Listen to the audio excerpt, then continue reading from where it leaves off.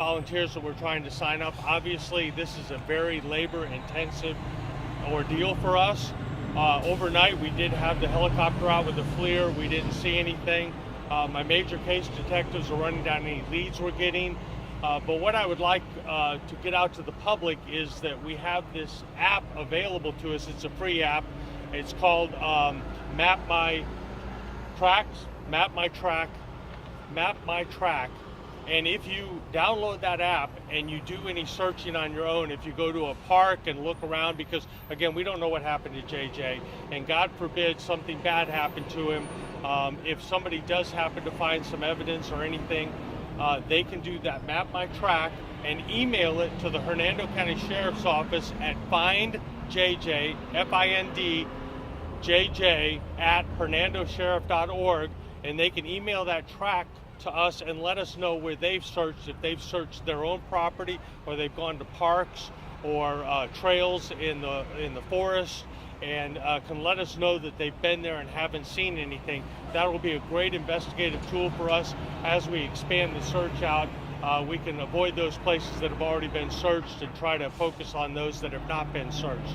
Right now we're asking our volunteers, because we have so many people searching, law enforcement searching, we're asking our volunteers that are coming here to hand out these flyers to businesses in the Hernando County area and get those out just in case somebody has not seen a picture of JJ and isn't aware that he might be missing. We do have leads that have come in overnight, not a whole lot of them, but fortunately they're probably going to be pretty easy to track down and check video to see if the child that was seen was in fact JJ or had any appearance of JJ.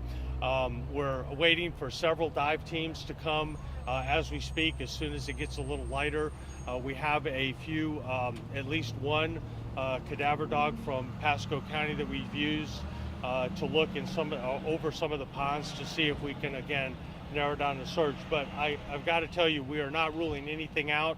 We don't have any indication as of a few minutes ago of any foul play. But of course that could change at a moment's notice, and of course if we find anything we will update you as soon as possible. I don't think I can answer a whole lot of questions, but I'll be happy to take a couple. FTC is here, Florida Department of Corrections. Is it pretty typical that they are part of one of these searches? Yeah, Florida Department of Corrections, listen, when there's a 2-year-old missing, everybody comes out, and Florida Department of Corrections, they actually have several bloodhounds that they use for tracking escapees that work great in this situation. Tracking and finding a missing child. They also have actual officers that are out here helping us with the grid search.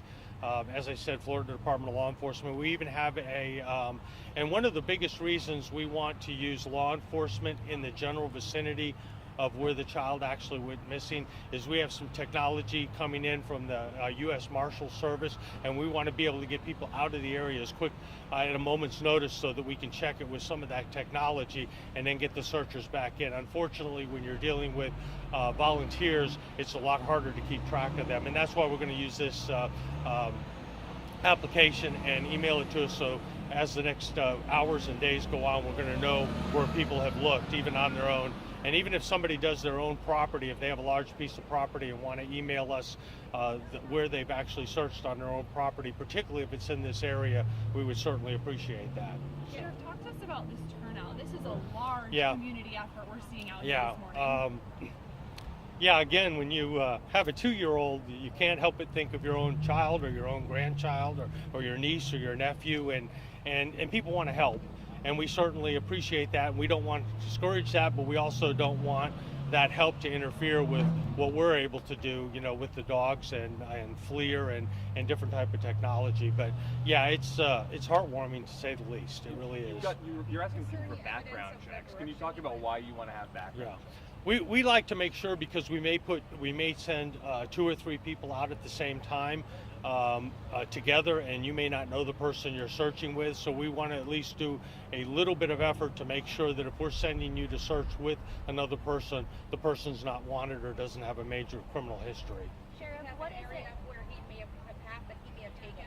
No, we've been again, the dogs have given us a little bit of indication, but it's certainly nothing that we're banking on.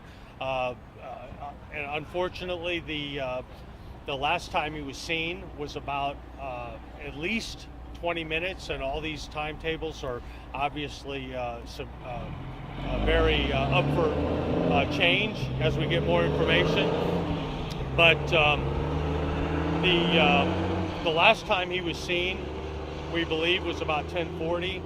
The mother discovered him missing. What she says is 11 o'clock, but didn't call us until 12 o'clock. So we're talking probably at least an hour and a half from the time he was discovered, last seen rather, till we were called. So it's given us it's a challenge, to say the least.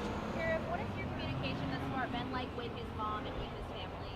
What's that now? What is your communication been like thus far with his Well, mom and family? they've been cooperative so far. Everything, we have no indication again that we have any special concerns, but again, we don't rule anything out. We certainly don't want to jump to any conclusions. We try to follow the hottest leads first, and then just keep chugging through those leads as they come in. So again, if anybody sees anything that they thought was unusual, or if they have any family member that's acting unusual, particularly somebody that might have been in this area that doesn't have their whereabouts accounted for around noontime or a little before noon yesterday, give us a call. We'd like to come talk to them and rule them out as a suspect, because right now we certainly are not turning away any help we can get. So.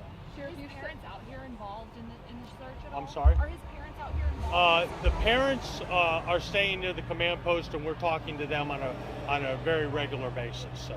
You said this was a tough area to search because it's heavily wooded. Talk to us kind of about that and what it's like out there. Well, it's a rural area, a lot of fence lines, a lot of animals. There's cattle and donkey. There's a donkey real close to the house, and so that makes it a challenge to just. It's not like walking through a veterans park looking for somebody. It's a very difficult place to search. It's also, we find it a little difficult that JJ would have went too far because again, he's less than 3 years old, and the information we have is that he was barefoot. So even if he's used to being outside, he's probably not going to go a great distance. But we're not assuming anything. So, all right. Thank you all. If you could get the email out, find JJ at hernandosheriff.org and get out that app, Map My Tracks. And it should come up as the first one when you search it in your Play Store. So thank you all very much. We appreciate it. Thank you, sir.